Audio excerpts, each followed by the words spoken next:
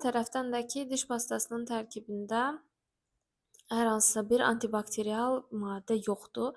Yəni orada baş verəcək ekstra iltihabi proseslərin qarşısını alacaq bir şey yoxdur və bunun nəticəsində açıq dəri nahiyəsi, açıq hansı ki bu nahiyədə qanla birbaşa təmas var və bu digər tərəfdən infeksion proseslərin yaranmasına təkan verir.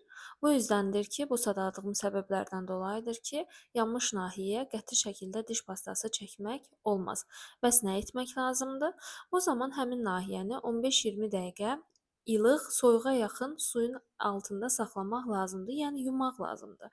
Niyə görə ilığa yaxın, daha doğrusu soyuğa yaxın ilıq? Çünki soyuq su və yaxud da ora belə deyək, buz kompresləri qoyarsanız, buz qoyarsınız, bu da yenidən toxumanın zədələnməsinə səbəb olur, sağalmanı gecikdirir. Buna görə də buz kimi su yox, soyuğa yaxın su ilə 15-20 dəqiqə altında həmin nahiyəni saxlamaq lazımdır.